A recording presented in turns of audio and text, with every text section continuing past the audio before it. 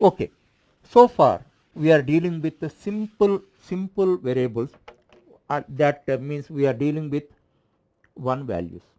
All these are single values. Or age is single value, or height is single value, weight is single value. In the same way, class number, roll number, grade, etc. and all that. But what about complex variables? Now you have to focus on complex variables also.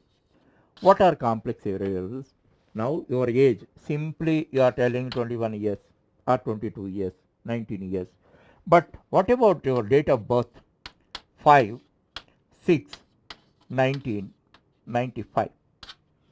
In such case, you cannot express it as a single value. Of course, this is also a single value. Your date of birth is, but you never say my age is, my date of birth is. You never say my date of birth are. That means it is a single value, but as a collection you have to express. Then only others can understand what is your date of birth. Simply if you tell 5 or 6 or 1995, it is incomplete information. So this is a complex variable, a set of data items together you have to give as you have to put in a container and give it. That's why, for the sake of differentiation, you can call it as a data structure. This is a data type, this is data structure, a container. Okay, now one more example if I give, you can understand it better. Your biodata, your normally you prepare your biodata and all that. Then is it a single item like your name or age? It consists of not less than 10 items, 10, 20, depending on that. So all items together you put in a container as a single unit. My biodata is, you never use my biodata are, because it is a single container. That point you have to understand. These are called complex variables. Complex variables. Actually, for this purpose, we have to learn data structures. Now, for this purpose, C provides us one data structure or data type we call, I don't mind, because people use data type and data structure synonymously or interchangeably. Don't worry about that. So actually this is a data structure. Now C provides a type called struct. In that, now you see, just for example, struct date of birth. In this you are defining int date, month, year,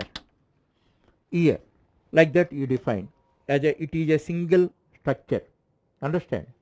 But what is the basic problem here? In this only data items you can declare, but nothing else. If you want to declare functions and all that, C structure does not allow.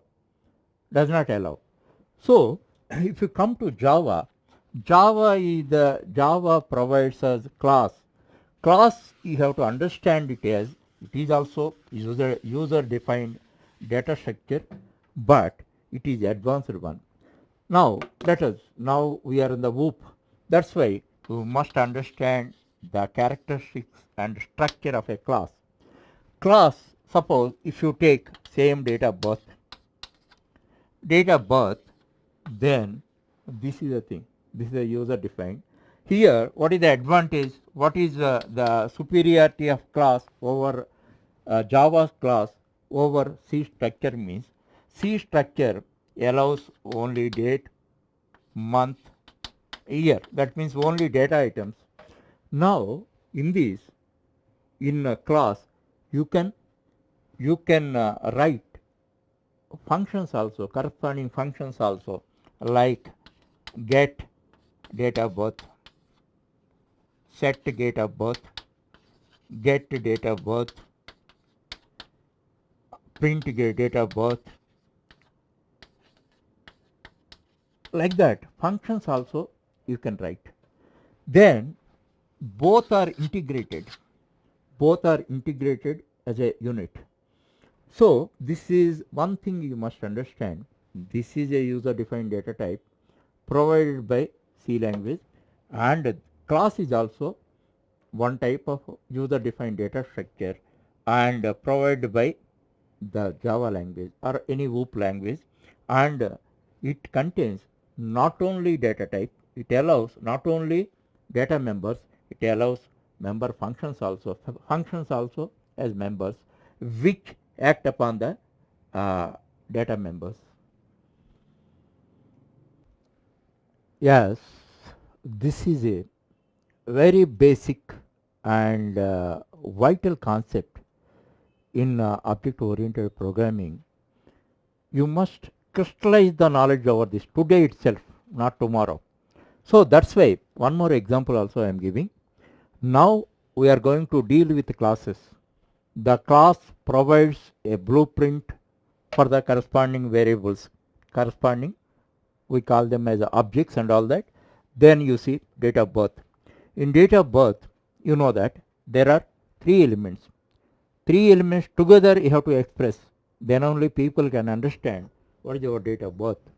Thereafter, here see, in order to represent the real life things like TV, car, your body, etc. and all that, functions also are encapsulated within this.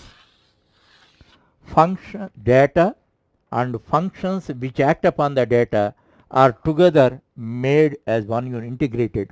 So this is a class definition. It will provide the blueprint for the corresponding objects. So DOB there, the corresponding objects you create, objects are real things, for them it creates a blueprint. Now let's come to room. One more example. Then you see, in room, in order to express about a room, you have to define its characteristics. What are its characteristics? Length, breadth and height. Any room you take, and by the three values you are able to explain what are the characteristics, what are the dimensions of a room. Thereafter, the corresponding functions: calculate floor area, calculate four walls area, print room dimension, etc. and all that, which act upon the data. Now we integrated them as one unit and provided a blueprint. Now blueprint you could understand is the class. Now what are the corresponding objects also, if I show and all that, you can have complete knowledge over this. Suppose now you see, already I made it like this: int age, class number, roll number. I think you don't have any doubt over this. Similar way I write room is the blueprint. Now drawing room, bedroom, study room. Now we compare this. If you could understand this concept thoroughly, this is a blueprint. These are the corresponding ordinary variables. Okay, if you don't have doubt, extend your knowledge. This is the blueprint, and these are the corresponding complex variables. These are simple variables: age single value, class number single value, roll number single value. As far as this is concerned, these are multiple values and all that. Now room, drawing room, a complex variable; bedroom, another complex variable; and study room, another complex variable. Okay, these are having a special name called object. Object, these are objects. This is a class. This is data type. These are variables. Why I started from here, you know that most of you worked on C language. Many programs might have written. Now you are understanding the concept. Now once from FOP to OOP you are coming, here you are dealing with simple data types, and here you are dealing with complex data types. So a room is a user defined data type, that is class. Class is a user defined data type, and from that we define the corresponding objects. Objects are nothing but complex variables. So those are bedroom, drawing room, and study room. So this concept, if you want to own the concept, repeatedly 2 or 3 times you watch. If you understand this concept and all that, many of your future doubts are averted. They never arise. That you believe me, and few more concepts are following to this. Then through that you can have refined knowledge over this concept.